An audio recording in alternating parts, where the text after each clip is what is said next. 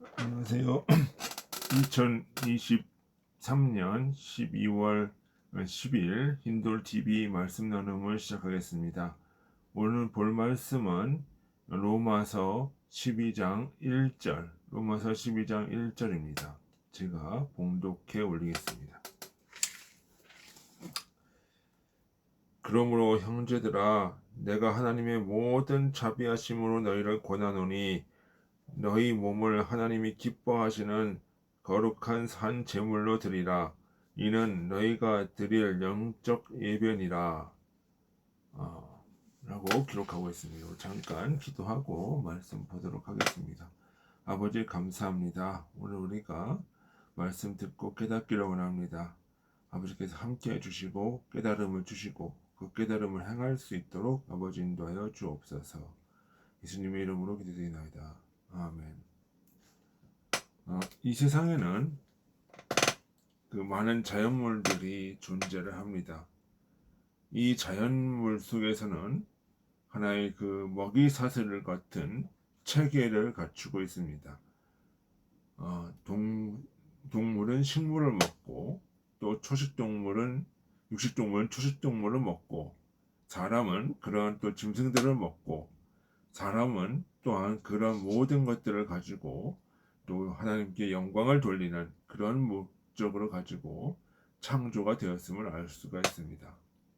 이것이 바로 선용의 원리이고 자연계가 하나의 목적을 향해서 가고 있음을 알려주는 것입니다. 제가 흔히들 이제 우리가 그 일식 같은 데서 보면 자주 먹는 존재가 연어라는 것을 자주 먹습니다. 우리 연어회라고 하는 것도 있고 또 연어로 초밥을 만들기도 하고 그런 모습을 하고 있습니다. 우리가 이 연어는 자신을 어부에게 드리고 그 어부는 그 연어를 또 요리사에게 주고 요리사는 그 연어를 가지고 맛있는 요리를 만들어서 또 손님들에게 제공을 하는 것이 바로 이러한 선용의 원리 속에서 나오는 것입니다. 보다 높은 원리의 존재들에게 자신들을 드리는 것입니다. 그러면 인간이라고 하는 이 존재가 지금 이 자연계 속에서 자연물을 누리고 살고 있지만 우리 인간이라고 하는 이 존재는 더 높은 존재인 주님에게 모든 것을 드려야 한다고 하는 이 목적과 이 체계가 분명하게 나오는 것입니다. 무생물은 식물에게, 식물은 동물에게, 동물은 사람에게, 사람은 주님께 드려지는 것입니다. 그것이 바로 선형이고 순환의 원리입니다. 자연계는 이렇게 순환하면서 돌아가고 있는 것입니다.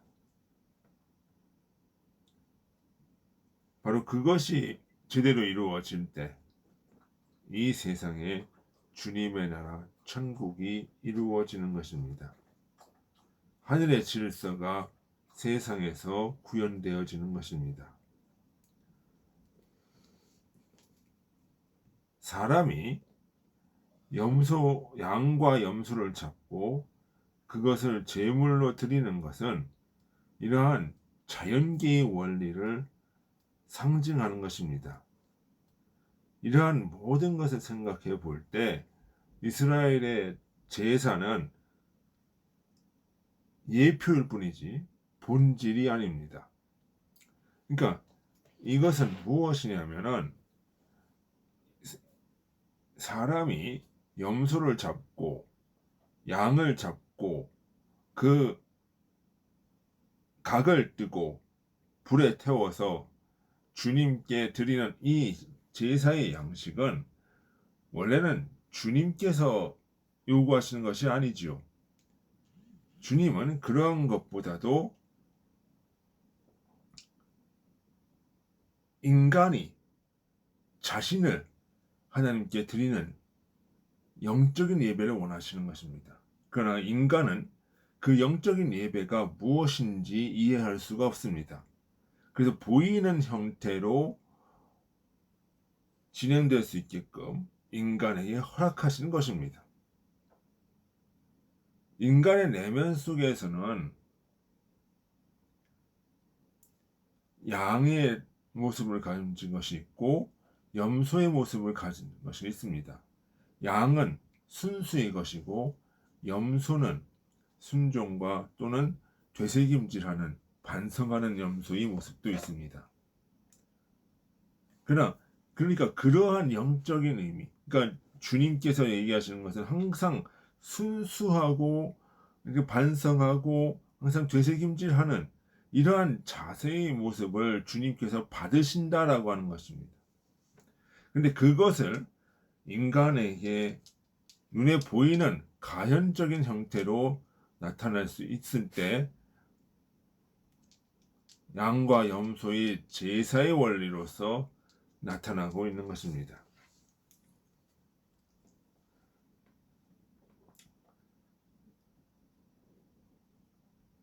그리고 이러한 자연계의 원리는 내면의 영적 질서를 그대로 드러낸다고 하는 것입니다. 이 땅의 것은 하늘의 존재에 무릎을 꿇어야 한다는 것입니다. 하늘의 존재는 바로 내 안에 있는 속 사람의 존재이고 양심의 원리고 진리의 세계입니다. 결국 보이는 모든 이 자연계의 감각 세계는 내 안에 있는 속 사람의 원리 앞에 무릎을 꿇어야 한다는 것입니다. 그것이 바로 목적을 가진 세계관이고 그것이 바로 자연계와 감각세계를 선용하는 선용의 원리인 것입니다.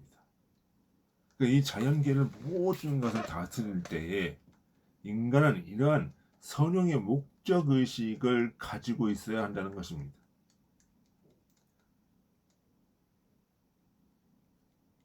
내가 내 일의 모든 삶의 영토에서 순수함을 잃지 말아야 한다는 것입니다. 그것이 바로 무엇입니까? 순수함이 바로 어린 양입니다. 그러니까 우리가 어린 양을 주님은 어린 양이라 하고 그 어린 양을 우리가 모시는 것은 내 안에 순수함을 유지하고 그 순수함을 통해서 순수함이 밖으로 드러나고 내 삶의 모든 영역에서 드러나게 되는 것이 바로 어린 양을 잡아서 드리는 제사의 모습, 영적인 의미의 제사의 모습입니다. 그러니까 구약 시대에 어린 양을 잡아서 드리는 것은 그 영적인 의미가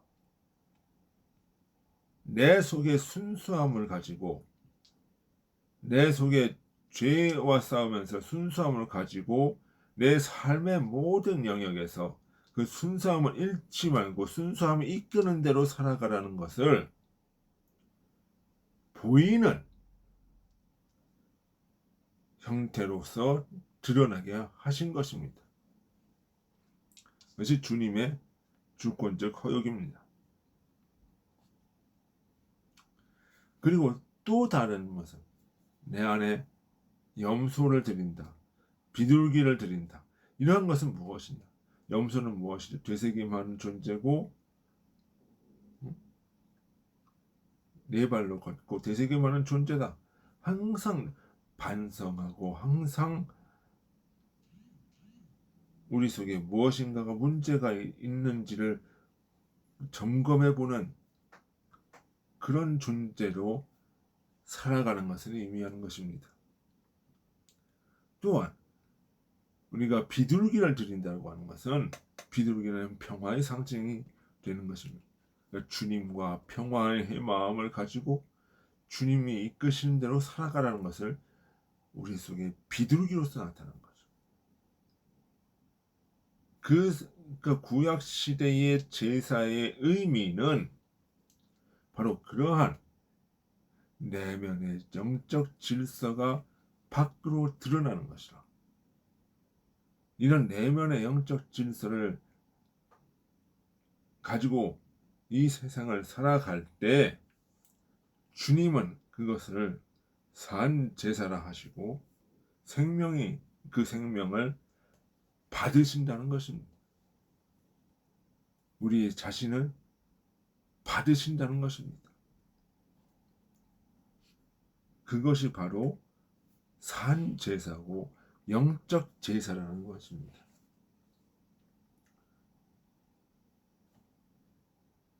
연어는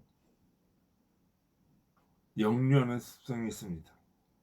알을 낳고 종족을 번식하기 위해 조류와 영류하면서 고향을 찾아갑니다.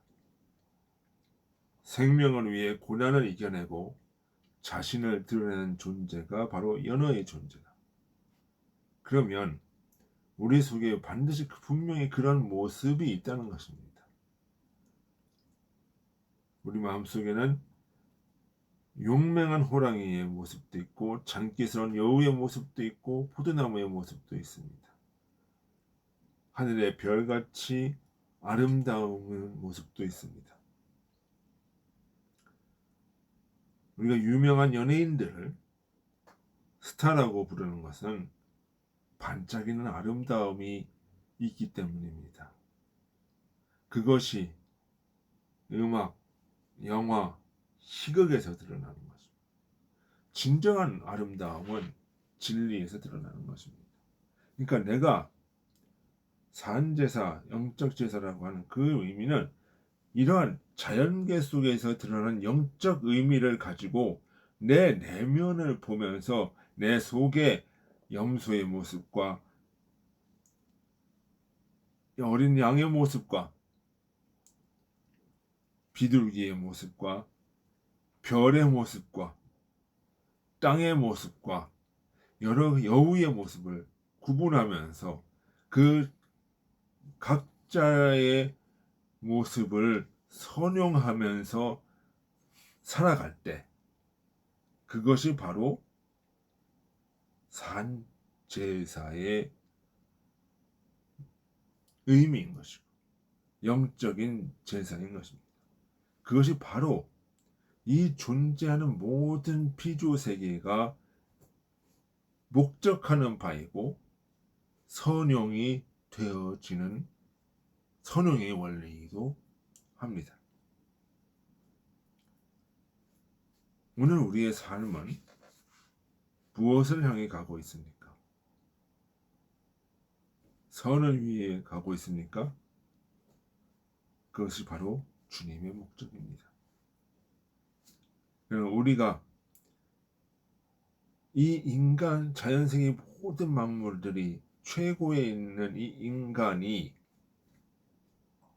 그것을 탐심을 드러내는데 쓰인다면 그것은 선용이 아니라 악용이 되는 것입니다. 그러니까 결국은 우리가 천국을 가느냐 지옥을 가느냐 하는 그 관림길은 선용을 하느냐 악용을 하느냐 거기에 달려 있다고 할 수 있겠습니다. 선용을 할 경우 그것은 산제사고 영적 예배로 천국에 이르지만 악용을 할 경우 그것은 죄와 사단의 노예가 되는 것입니다. 그것은 지옥의 자식이 되는 것입니다. 저와 여러분 어떤 선택을 하여야 하겠습니까? 선용함으로 주님이 목적하시는 삶을 이루고 천국에 이르는 삶을 살아가기를 소원합니다. 다음 한 주간도 그러한 삶의 역사가 있기를 기도해 하지 않습니다. 다 같이 기도하겠습니다. 아버지 하나님 참으로 감사합니다. 오늘 우리가 산제사, 목적과 선용의 원리를 로마서 12장 1절을 가지고 생각해 보았습니다. 오늘 보는 것을, 오늘 깨달은 것을, 오늘 들은 것을 마음속에 늘 담고 이 세상을 선용하며 천국에 이를 수 있도록 아버지 인도하여 주옵소서. 주님의 이름으로 기도드리나이다. 아멘. 수고하셨습니다. 안녕히 계십시오.